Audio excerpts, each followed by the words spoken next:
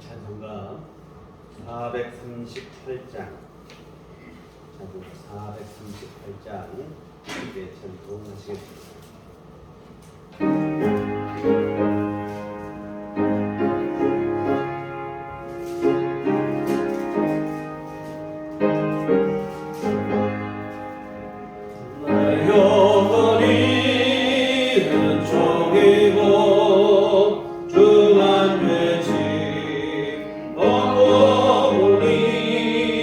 슬픔 많은 이 세상도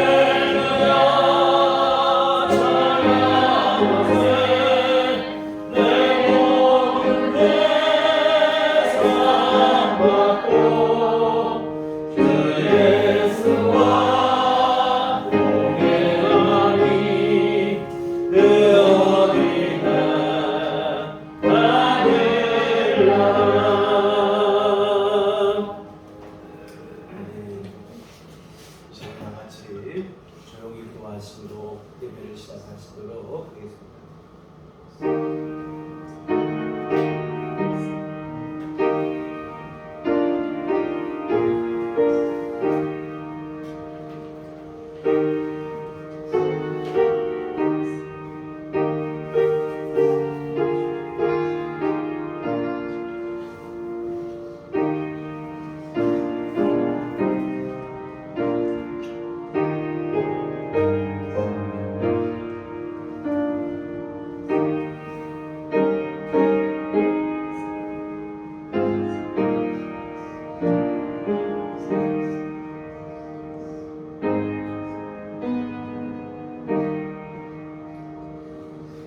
하나님이여 내 마음을 정하였사오니 내가 노래하며 나의 마음을 다하여 찬양하리로다.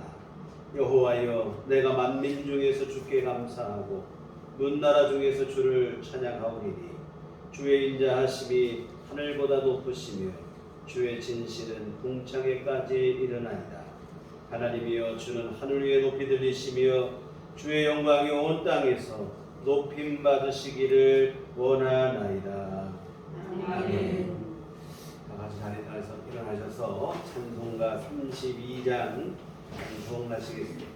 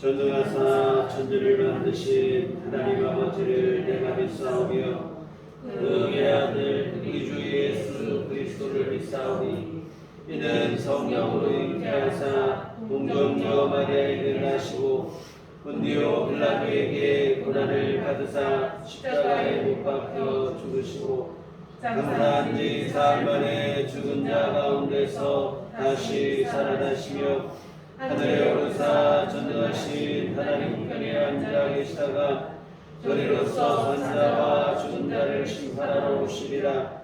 성경을 믿사오며 거룩한 공예와 성도가 서로 교통하는 것과 죄를 사하여 주시는 것과 몸이 다시 사는 것과 영원히 사는 것을 믿사옵나이다. 아멘. 상시 교독은 교동문 46번입니다.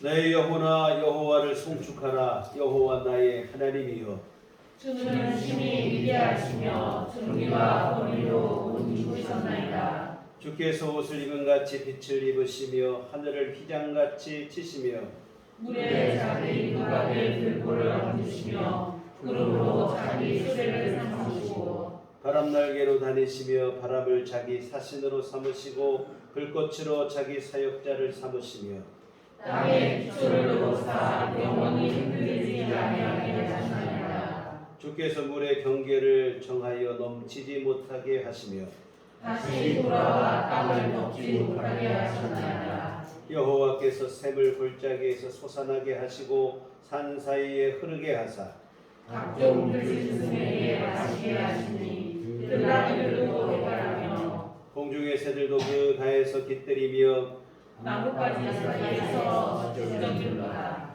그가 그의 누각에서부터 산의 불을 부어주시니 주께서 하시는 일의 결실이 땅을 만족시켜 주는도다. 아멘. 성경은 찬송가 5장입니다.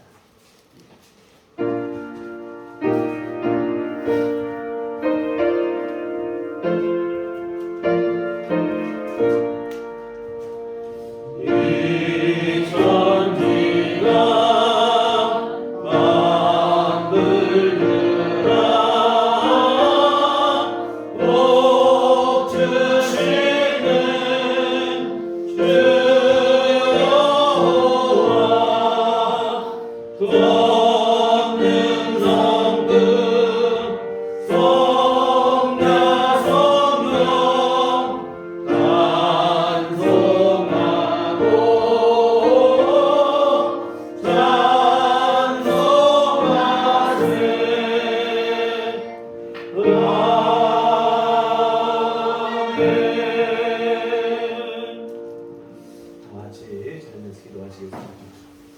시간은 이계종 선생님 보내주시겠습니다.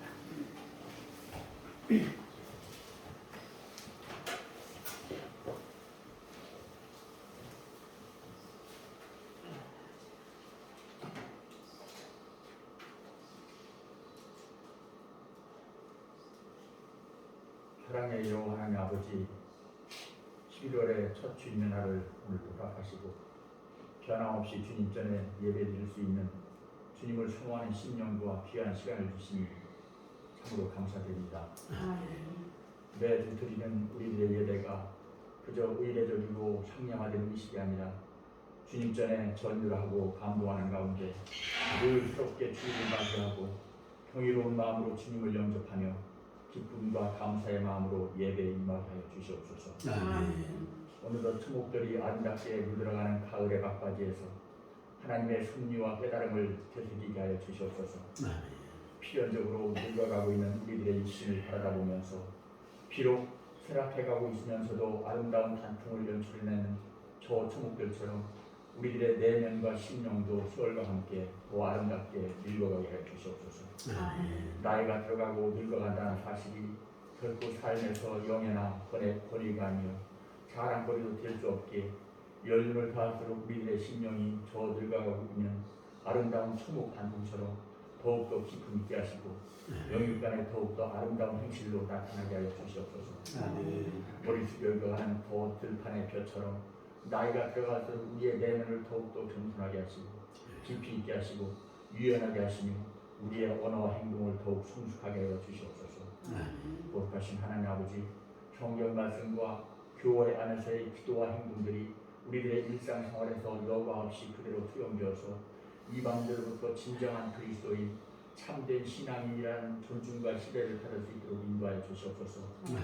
교회 안에서만 하나님을 찾는 교인이 아니라 진정 모든 삶 속에서 하나님을 찾고 하나님을 의지하면서 살아가는 구별된 성도로 우리들의 심령을 변화시켜 주시옵소서. 이로 하나님 아버지, 코로나 전염병의 발병 이후 그 어느 때보다도 우리들 교회를 비롯한 많은 교회들이 어려운 상황 속에 직면해 있습니다. 잠시 교회를 떠나서 주님과 소원하게 지내는 교인들을 하루빨리 하나님 품으로 돌아오게 하셔서 함께 기쁨으로 찬양하고 기도하며 예배하게 하여 주시옵소서. 저들이 늘 심령 속에 하나님을 사모하는 마음을 가지게 하셔서 우리들 교회로 발길을 옮기는 역사가 나타나게 하여 주시옵소서. 아직도 채워지지 않은 이 빈자리를 주님께서 긍휼히 여기시고 주님의 권능으로 아직도 하나님을 영접하지 않은 저들의 발길을 우리들 교회로 인도하여 주시옵소서.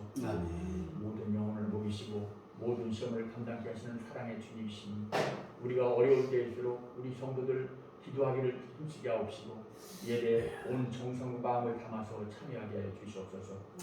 삶 속에서 우리와 대적하는 어떠한 시험과 환난과 질병도 예수 그리스도 이름으로 물리치는 믿음의 능력을 저희에게 내려 주시옵소서. 우리의 연약한 곳마다 주님께서 온전케 하여 주시옵소서. 우리의 심령 속에 도사리고 있는 부정적인 생각과 의심의 세력들을 물리쳐 주시옵고 우리 성화의 길로 나아감으로 말미암아 이 가을의 풍요로운 벼슬들처럼 우리들 심령 안에 풍성한 성령의 열매가 맺어지게 하여 주시옵소서.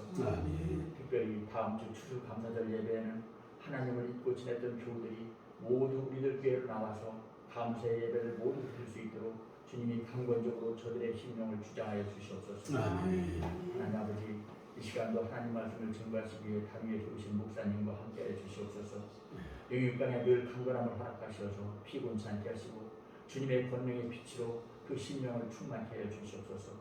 증거한 말씀들이 우리들의 영혼과 심령을 변화시키는 성령의 검이 되어 우리들의 완악한 마음을 깨뜨리고 삶 속에서 우리의 착한 행실로 나타나 하나님의 칭찬받는 자녀로 살아가게 하여 주시옵소서. 우리를 변함없이 사랑하시는 우리의 영원한 구세주 예수 그리스도 이름으로 간절히 간구하며 기도드렸습니다. 아멘.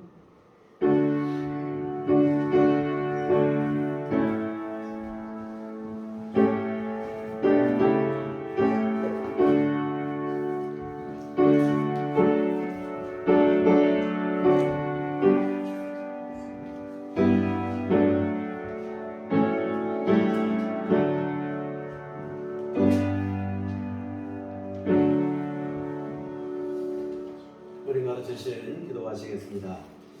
하늘에 계신 우리 아버지여, 이름이 거룩히 여김을 받으시오며 나라의 마옵시며 뜻이 하늘에서 이룬 것 같이 땅에서도 이루어지이다.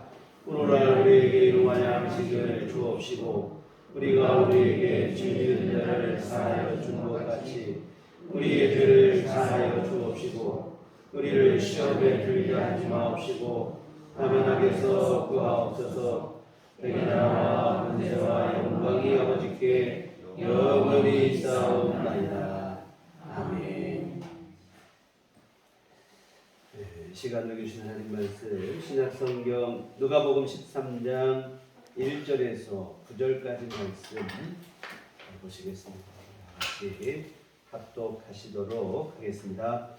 그때 마침 두어 사람이 와서 빌라도가 어떤 갈릴리 사람들의 길을 그들의 재물에 섞은 일로 예수께 하려니 대답하여 이르시되 너희는 이 갈릴리 사람들이 이같이 해받음으로 다른 모든 갈릴리 사람보다 죄가 더 있는 줄 아느냐. 너희에게 이르노니 아니라 너희도 만일 회개하지 아니하면 다 이와 같이 망하리라. 또 실로암에서 망대가 무너져 치어 죽은 18사람이 예루살렘에 거한 다른 모든 사람보다 죄가 더 있는 줄 아느냐. 너희에게 이르노니 아니라 너희도 만일 회개하지 아니하면 다 이와 같이 망하리라. 이에 비유로 말씀하시되 한 사람이 포도원에 무화과 나무를 심은 것이 있더니 와서 그 열매를 구하였으나 얻지 못한지라. 포도원주에게 이르되 내가 상대를 가서 이 무화과 나무에서 열매를 구하되 얻지 못하니 찍어버리라. 어찌 땅만 버리게 하겠느냐. 대답하여 이르되 주인이여 금년에도 그대로 두소서. 내가 두릅하고 거름을 주리니 이후에 만일 열매가 있는 조건이와 그렇지 않으면 찍어버리소서 하였다 하시니라. 아멘.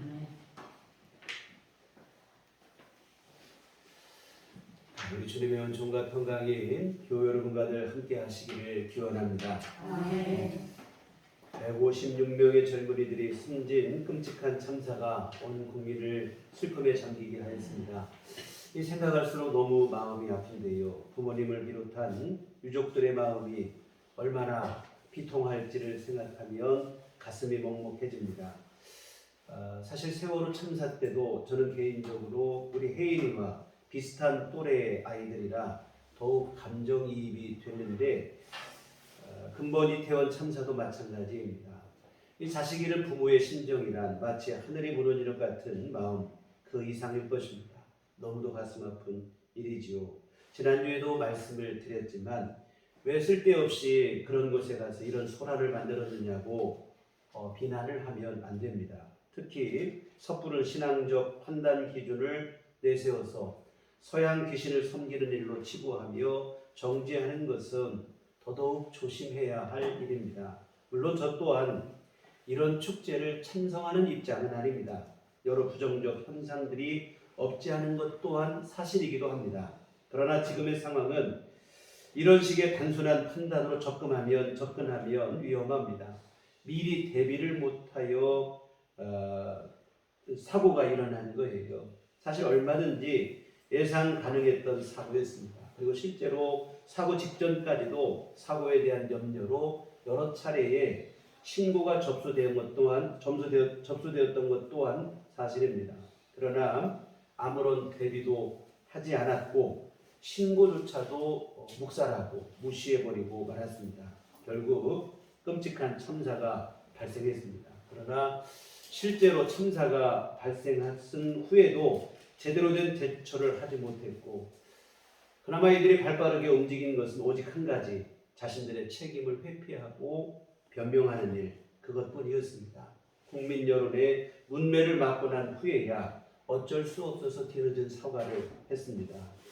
이 제대로 된 대비만 했었어도 아까운 목숨을 잃지 않았을 텐데 하는 아쉬운 생각이 하루에도 문득 몇 차례 드는데요. 제3자인 저도 이러한데 하물며 희생자 유족들이야 오죽하겠습니까? 자기들이 좋아서 놀러 갔다가 사고 난 건데 어쩌란 식이냐는 이러한 비난은 너무 무서운 폭력입니다. 앞에서도 말씀드렸지만 축제의 부작용은 일부의 문제고 대다수 사람들은 축제를 맞아 그냥 가벼운 마음으로 놀러 간 거예요. 기분 전환을 위해서 가을에 단풍놀이 가는 것과 크게 다르지 않은 현상이라고 생각을 하시면 될 것 같아요. 민감한 해석과 과도한 비난은 곤란합니다. 특히 흑백 논리에 가까운 어설픈 신앙적 판단과 잣대로 정죄하고 비난하는 일은 더더욱 조심해야 되는데요.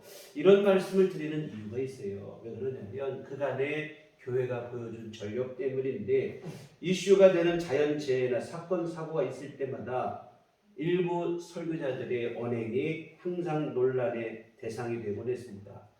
서남아시아의 쓰나미 피해, 뉴올리언스의 홍수 피해가 있었을 당시 많은 설교자들이 우상 숭배하고 기독교 박해하고 동성애에서 하나님께 심판받은 것이라고 설교를 했고 세월호 참사 당시에도 나라가 침몰하려 하니까 아이들을 희생시켜서 국민들에게 다시 한번 기회를 준 것이라는 말도 안 되는 논리를 내세우기도 했습니다. 온 세계가 구호에 나서고 온 국민이 가슴 아파하고 있는데 이 사랑을 실천해야 될 교회가 되지도 않는 말로 2차 가해를 하였던 것인데 이것은 사실은 신령한 일이 아니에요. 신령한 것이 아니라 무자비한 폭력이 될 수 있다는 것을 잊지 않았으면 좋겠습니다. 여하튼 그들은 예수를 잘못 믿어서 재난과 사고를 당한 것이고 반면에 우리는 잘 믿어서 괜찮다는 식의 논리는 너무도 저급하고 유치한 발상입니다. 가족을 잃은 슬픔으로 망연자실하여 있는 이들 앞에 두고 할 말은 더더욱 아니라는 생각이 들어요. 여하튼 이런 일이 있을 때마다 예수 안 믿어서 심판받은 것이라고 너무 쉽게 정죄하고 판단을 하는데 사실은 이거 위험한 발상입니다. 그러면 여러분 바꿔서 생각해 보세요. 새벽기도 다녀오다가 교통사고 당해서 사망하신 성도는 뭐라고 설명을 할 것입니까? 예배당 수리를 하다가 제가 아시는 목사님도 떨어져서 돌아가신 목사님도 계시는데 이런 분들은 뭐라고 말씀을 할 것입니까? 너무 쉽게 섣부른 판단으로 하나님의 심판이다, 징계다, 저주다 말하는 것은 곤란합니다. 심판은 우리의 권한이 아니고 오직 하나님만의 고유 권한입니다. 그리고 심판은 생각하는 것처럼 그렇게 간단한 일이 아니에요. 조자룡 헌칼 쓰듯이 마구 휘두를 수 있는 것이 아니라 이 말입니다. 그러니 얄팍한 판단으로 생각나는 대로 아무렇게나 말할 수 있는 성격의 것이 아니에요. 정말 이런 재해가 또한 사고가 났을 때 우리의 생각과 말을 조금 더 조심하셔야 됩니다. 되지도 않는 자기 주장에 하나님의 뜻을 아전인수하여 너무 쉽게 운운해서는 안 될 것입니다. 이와 같은 말하기 좋아하는 이들의 판단처럼 하나님의 뜻이 정말로 그런지 아닌지는 모르겠어요. 그러나 한 가지 분명한 사실은 많은 이들이 참사로 인해 너무도 슬퍼하고 가슴 아파하고 있다고 하는 사실입니다. 그렇다면 이 시점에서 우리가 우선적으로 해야 할 일은 슬픔을 당한 자들을 위로하는 일일 줄 믿습니다. 비난하기보다는 위로하며 그들의 슬픔을 함께 나누는 일이 먼저 우리가 해야 될 일일 것입니다. 오늘 본문에도 보니까 이와 비슷한 사건이 기록되어 있어요. 예수님께서 말씀을 전하시는데 두어 사람이 찾아와서는 근간에 일어난 일에 대해서 예수님께 고합니다. 1절에 보면 그때 마침 두어 사람이 와서 빌라도가 어떤 갈릴리 사람들의 피를 그들의 제물에 섞은 일로 예수께 아뢰니, 며칠 전에 말씀드린 것처럼 이스라엘의 성인 남성은 1년에 3번 반드시 예루살렘 성전에 나와서 예배를 드려야 됩니다.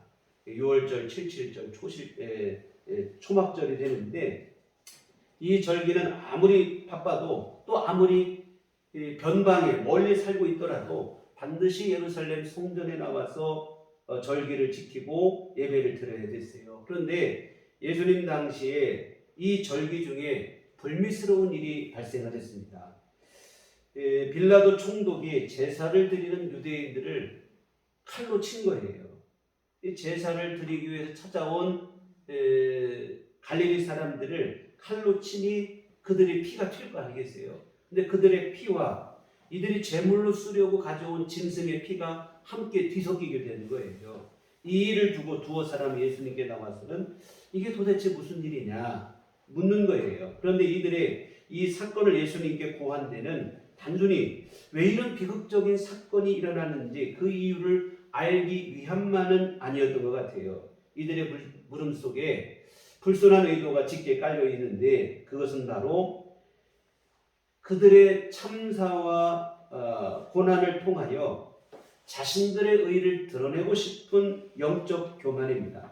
갈릴리 사람들은 보나마나 죄가 많아서 그렇게 칼에 죽임을 당했고 자신들은 죄가 없어서 상대적으로 그런 참화를 당하지 않고 피할 수 있었다는 식의 논리를 펴고 있는 중입니다.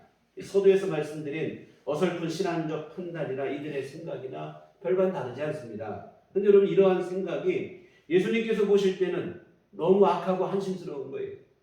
모두 똑같은 죄인이면서 그래도 나는 조금 더 낫다고 착각하고 우쭐거리는 모습이 우리 예수님의 눈에 곱게 보일 리가 없습니다. 이와 같은 어설픈 자기 의를 주장하는 이들을 향해서 예수님은 단호하게 말씀하시는데 2절에 보면 대답하여 이르시되 너희는 이 갈릴리 사람들이 이같이 해받음으로 다른 모든 갈릴리 사람들보다 죄가 더 있는 줄 아느냐? 너희에게 이르노니 아니라 너희도 만일 회개하지 아니하면 다 이와 같이 망하리라. 그들이 너희보다 더 악해서 죽은 줄 아는데 그렇지 않다는 거예요. 너희도 만일 회개하지 않으면 마지막 날에 이와 같은 심판을 받을 것이니 의로운 줄 착각하고 우쭐거리지 말라는 말씀입니다. 이 다른 사람보다 더 악해서 참사를 당하는 것도 아니고 그들보다 조금 더 착해서 나는 참사를 피한 것도 아니라는 거예요. 여러분 사실 성경이 말씀하시는 모든 인생에 대한 평가는 죄인이라는 것입니다.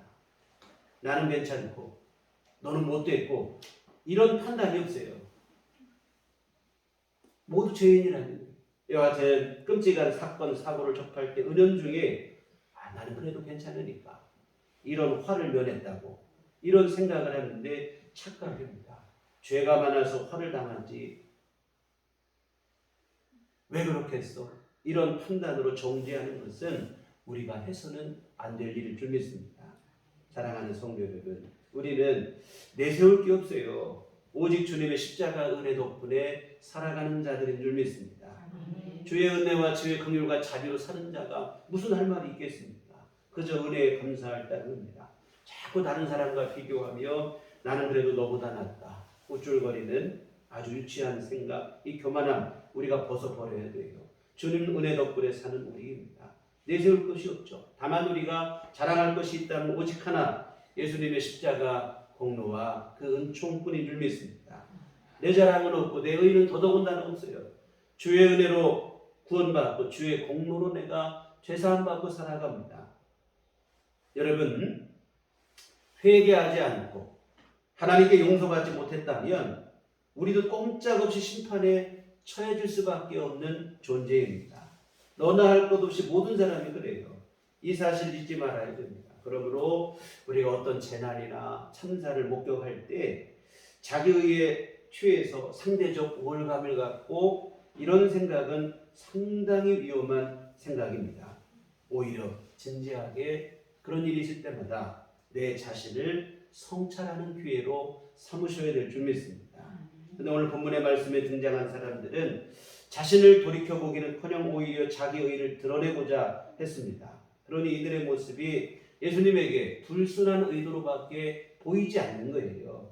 정말 안타까운 마음의 주님은 한 가지 예를 더 들면서 반복해서 교훈하십니다. 4절 보시면 또 실로암에서 망대가 무너져 치어 죽은 18사람이 예루살렘에 거한 다른 모든 사람보다 죄가 더 있는 줄 아느냐? 너희에게 이르노니 아니라 너희도 만일 회개하지 아니하면 다 이와 같이 망하리라.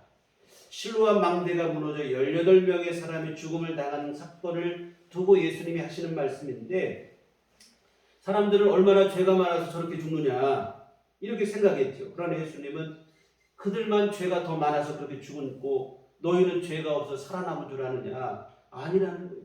죽은 자들이나 산 자들이나 죄가 있기는 피차일반이라 말씀하시며 너희도 회개하지 않으면 다 이와 같이 망할 것이다.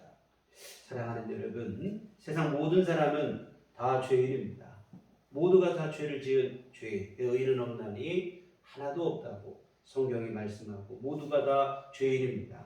하나님이 용서하지 않으면 사망에서 건진받을 자가 아무도 없어요. 그런데 우리는 자꾸 이 사실을 잊어버리고 착각을 하는 거예요.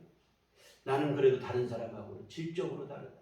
특히 저런 사람들과는 나는 질적으로 다르다. 그걸 알고 보면 여러분 다 거기서 거기입니다. 그리고 분명한 것은 어느 누구도 죄가 없다고 자신 있게 말할 수 있는 사람은 이 땅에 아무도 없다고 하는 사실입니다.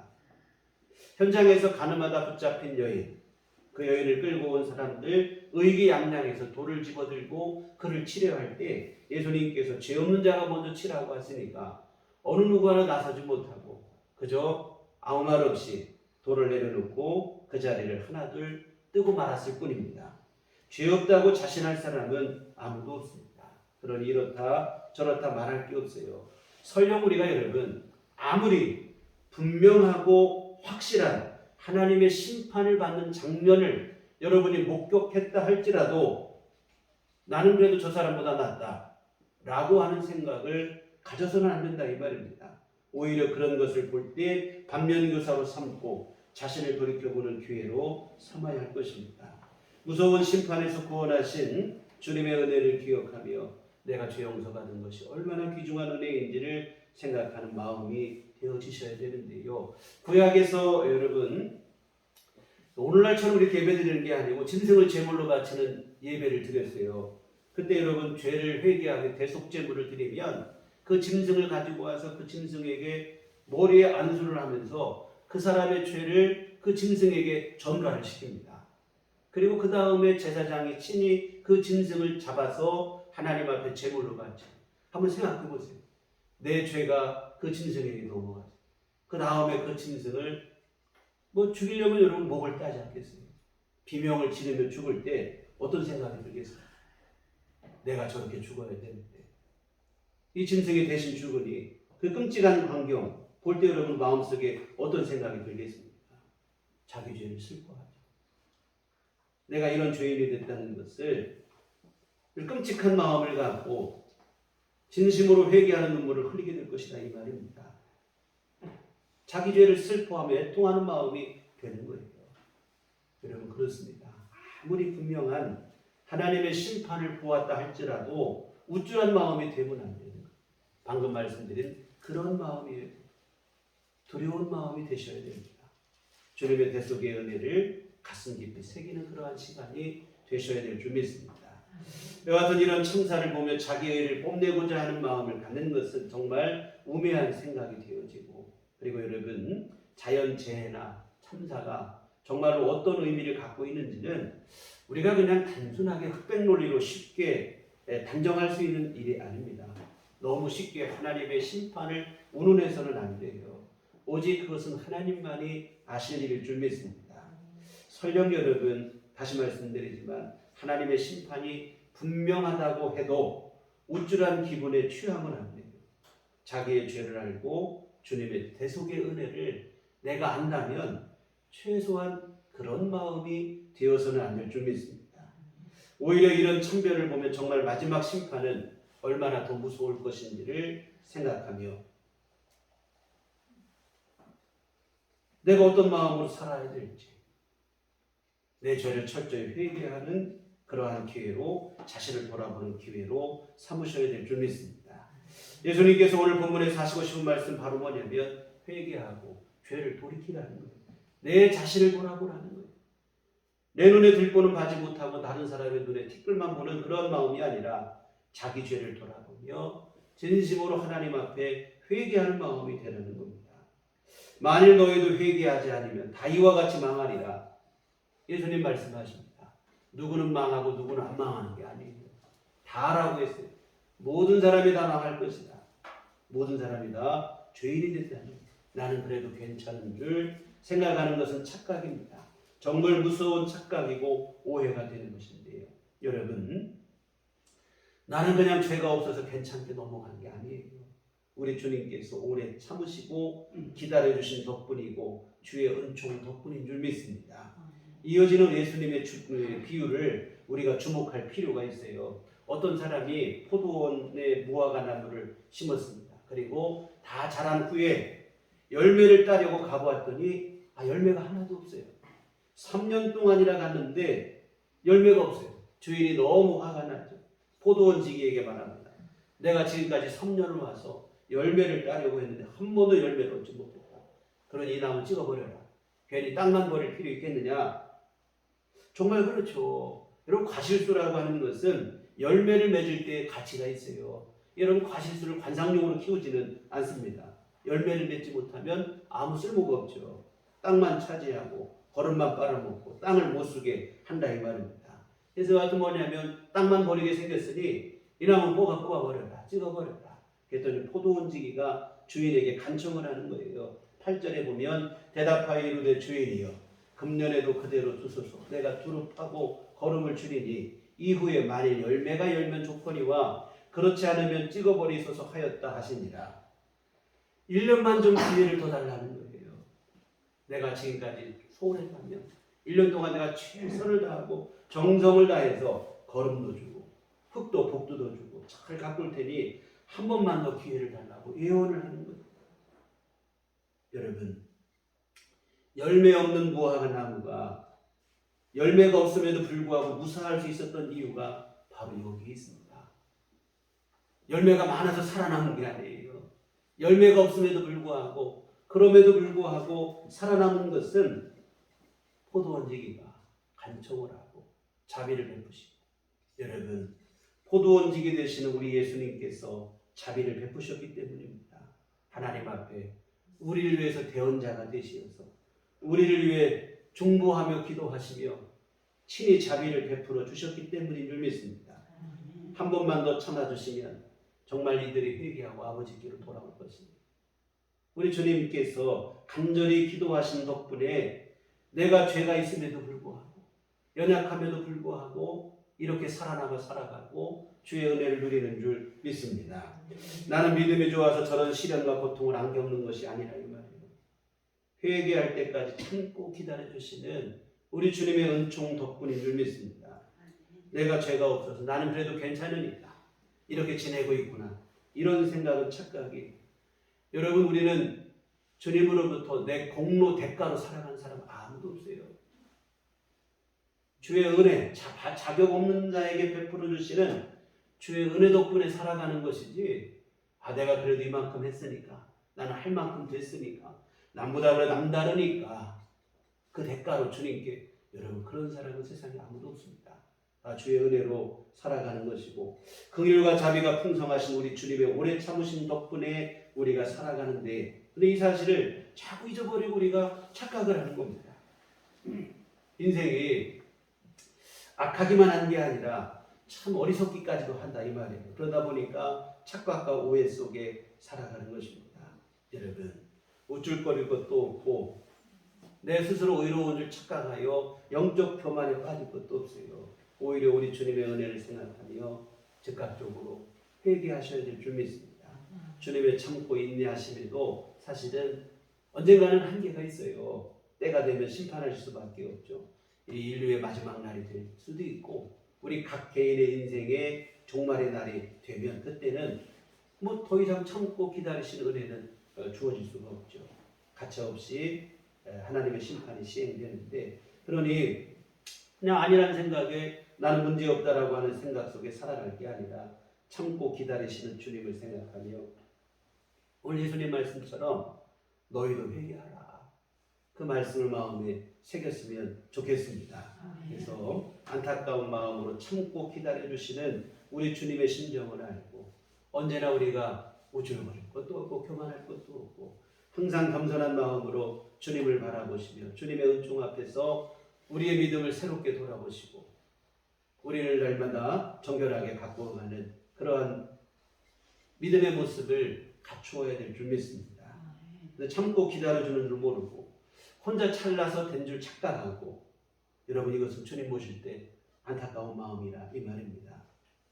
정말 여러분 주님의 마음을 알고 회개하고 주님께로 돌아오는 마음 오늘 우리 안에 새롭게 해야 될 줄 믿습니다. 어느 목사님이 보신탕을 잡수시러 식당에 가셨고 요즘 보신탕 파는 데가 별로 없는데 이 보신탕 한 그릇을 맛있게 잡수시고는 식당 문을 나서는데 보니까 식당에서 키우는 개가 있더라고요. 이 개를 2마리 키우는데 이 2마리 개가 개밥그릇을 사이에 놓고 서로 으르렁거리고 싸우고 있더라는 거예요. 그 광경을 보자니 목사님이 너무 한심스럽다는 거예요. 조금 있으면 둘 다 죽어서 한 그릇 보신탕이 될 처지인데 자신들 처지도 모른 채 그냥 눈앞에 밥그릇만 놓고 집차가에 으르렁거리는 꼴이 너무 한심하더라 이 말인데요. 어찌 보면 주님께서 이 세상을 보실 때 이런 마음이 아닐까 하는 생각도 들어요. 참고 기다려주는 줄 모르고 혼자 잘난 줄 착각하고 서로를 비난하고 험담하고 이러한 꼴은 아닌지 정말 여러분 오늘 우리는 하나님 앞에 한심한 사람이 되어서는 안 될 줄 믿습니다. 우리 주님의 그 안타까운 심정 조금만 더 참아주시고 조금 더 기다려주시면서 우리께 빨리 돌아오기를 간절히 바라시는 우리 주님의 마음을 알고 정말 우리가 날마다 나는 주님 앞에 더 가까이 나아가 주님께 더 가까이 나아간 믿음이 되기를 위해서 스스로의 믿음의 정진을 다하는 우리의 신앙생활이 되어야 될 줄 믿습니다. 사랑하는 성도 여러분 다시 말씀드리지만 하나님의 심판이라는 것은 그렇게 간단하지가 않습니다. 너무 쉽게 하나님의 심판을 우리가 운운하면 안 된다 이 말이에요. 하나님의 심판을 운운하며 다른 사람들을 정죄하고 나는 그래도 괜찮고 이런 상대적인 우월감을 갖고 하는 것은 정말로 위험한 생각이 될 수 있습니다. 다른 사람에게 상처를 주는 것도 문제겠지만 사실은 영적 교만에 빠지는 일로 자기 자신을 스스로 무너뜨리는 일이 될 수도 있다는 게 더 무서운 일이 되어집니다.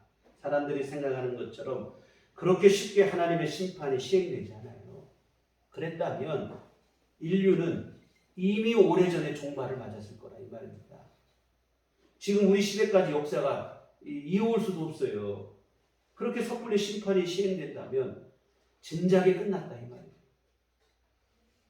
하나님의 역사를 운행하시는 하나님의 목적은 심판이 목적은 아닙니다. 하나님은 구원의 목적을 두고 계신 줄 믿습니다.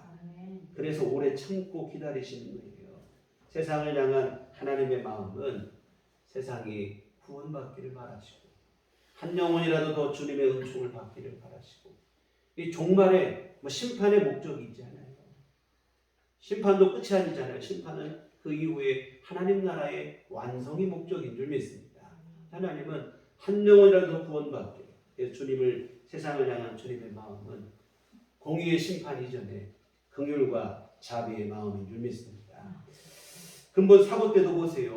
모든 부모님들의 마음은 오직 한 가지였어요. 제발 살아만 있어달라는 것이었습니다. 다른 것도 바랄 것도 없고 제발 그냥 살아만 있기를 간절히 바랐습니다. 이 세월호 침몰 이후에 우리 한국 부모님들 참 자녀들에 대한 욕심이 많기로 유명한데 자녀에 대한 과도한 욕심이 조금씩 좀 그래도 내려놓는 분위기가 변한 것 같아요.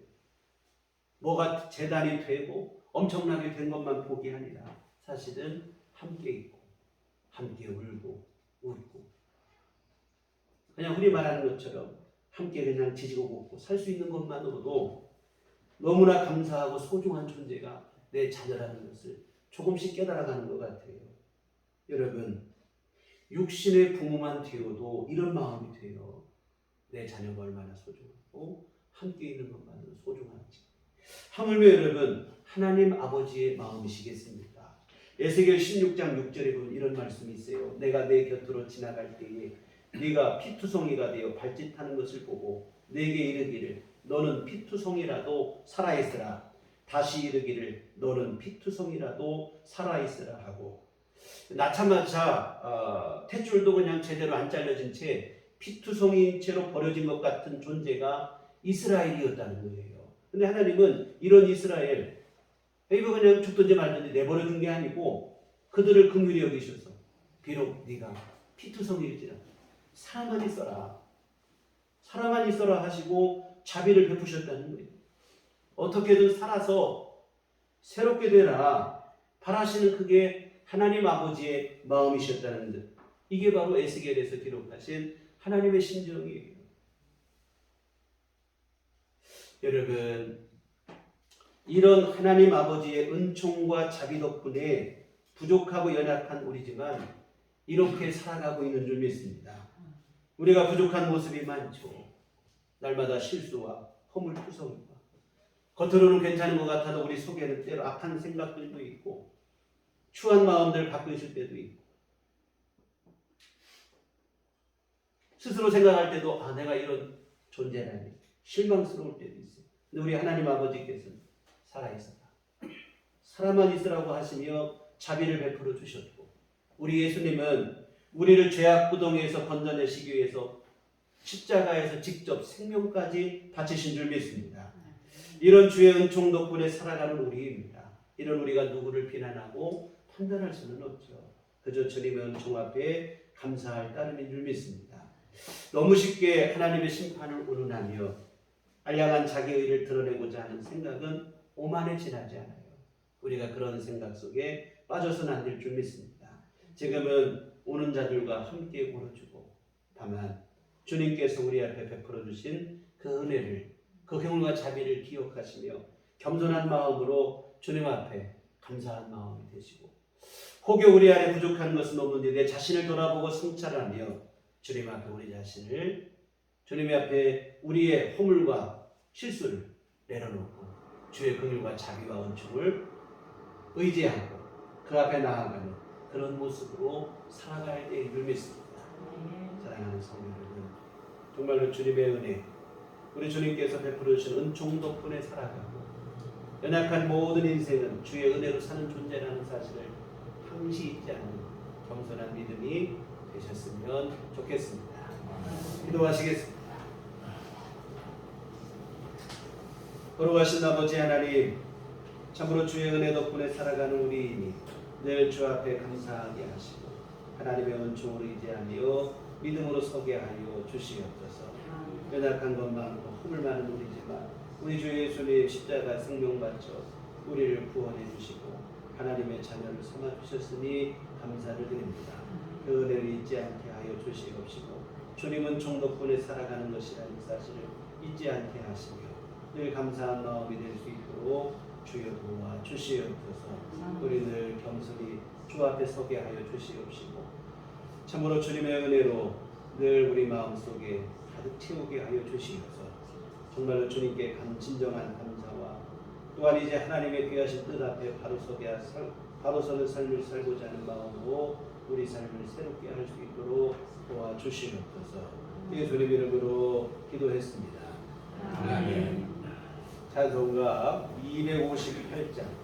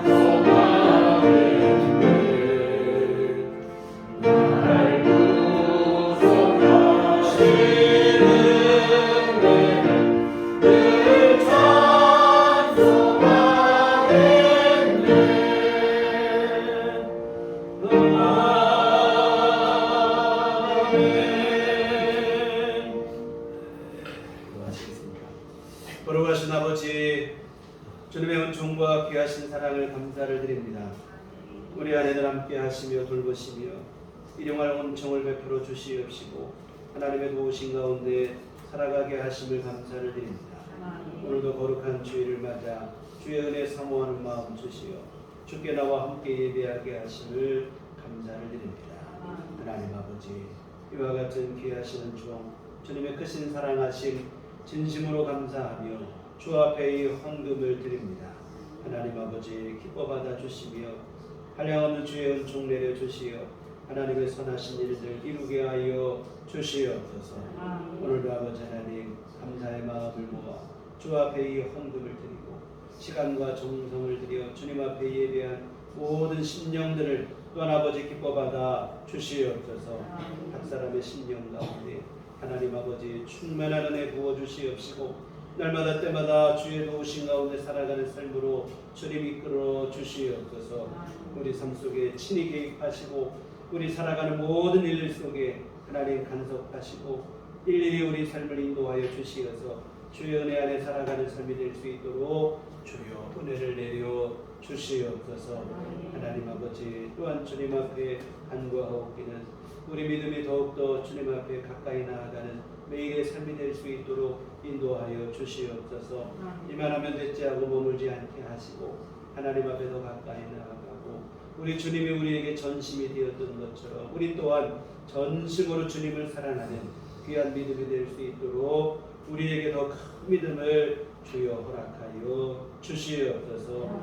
아버지 하나님, 또한 육신의 강건함도 주시어서 하나님 아버지 전염병으로 어려운 이때에 우리의 건강을 지켜주시옵시고 또한 아버지 하나님 계절성 질환이 찾아오는 이 겨울철기에도 우리 주님께서 도와주시어서 건강하게 능히 잘 이겨낼 수 있도록 하나님 도우시고 함께하여 주시옵소서.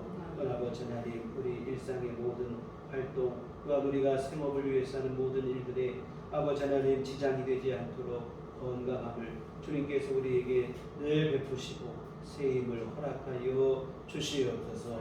아버지 하나님, 또 주님 앞에 소원을 두고 기도하는 기도의 제목들이 있습니다.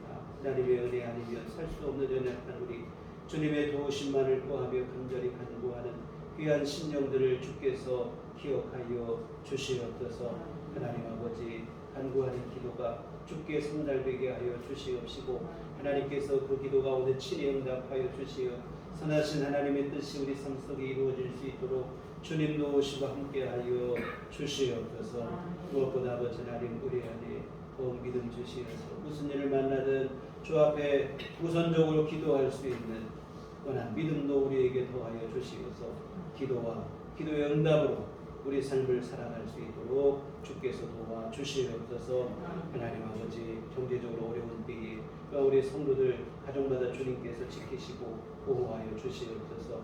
필요한 모든 것 주께서 공급하여 주시옵시고 아버지 하나님, 물질적인 문제로 어려움 당하지 않도록 우리 하나님께서 필요한 모든 것들을 날마다 채워 주시옵시고 하나님 은총을 내려 주시옵소서. 아버지 하나님, 또한 우리 앞으로 한 주간 살 때에도 우리 주님의 은혜 기억하며 늘 주 앞에 살아가는 삶이 되게 하여 주시옵시고 우리 주님과 동행하는 삶이 될 수 있도록 주여 도와 주시옵소서. 기도와 말씀으로 우리 삶을 바르게 하여 주시옵시고 우리 주님과 동행하여 하나님의 은총 안에 살아가는 귀한 삶이 되게 하여 주시옵소서. 예수님 이름으로 기도했습니다. 아멘. 네, 교회 소식 시간입니다. 우리 서로 인사할 때 주님만 바라봅시다. 문제는 매월 철주 선구 헌금을 드리는 주입니다. 주님의 복음의 씨앗이신 마음으로 함께 전해 주시면 감사하겠습니다. 네, 다음 주일은 추수감사 주일입니다.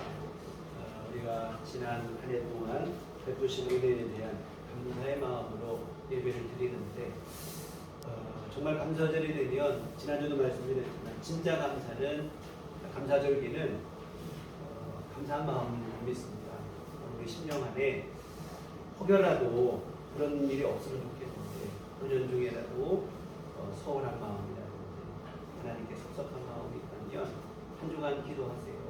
성령께서 우리 마음을 어루만져 주셔서 정말 진짜 감사한 마음, 우리 주님의 은혜를 깨달을 수 있는 마음을 주시라고 기도하시면 좋겠습니다. 그래서 진정한 감사의 마음을 갖고 추수감사를 예배 드렸으면 좋겠고요. 또한 이웃 초청 주일입니다.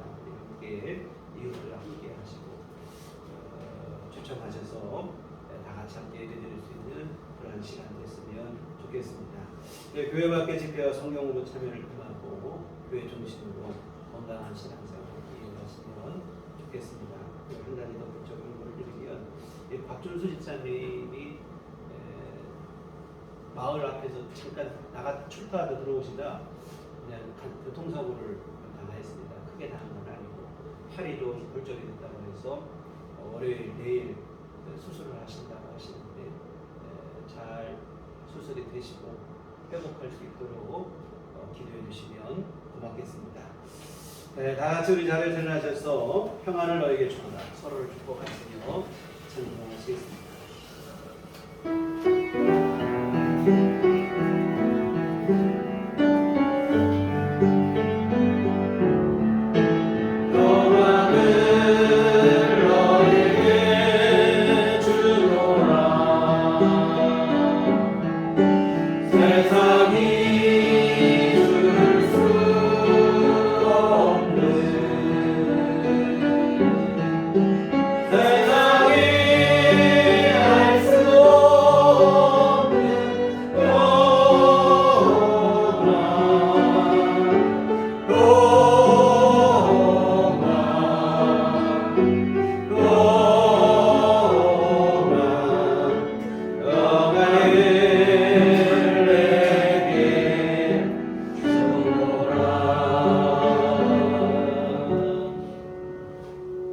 오직 성령이 너희에게 임하시면 너희가 권능을 받고 예루살렘과 온유대와 사마리아와 땅끝까지 이르러 내 증인이 되리라.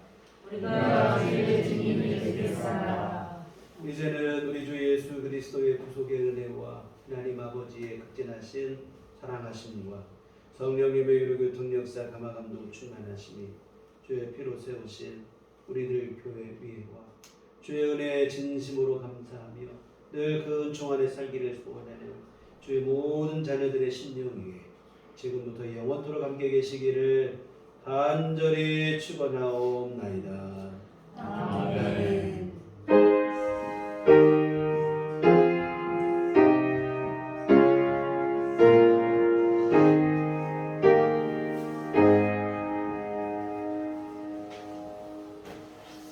감사합니다. 이상으로 주일 안녕을 마치도록 하겠습니다.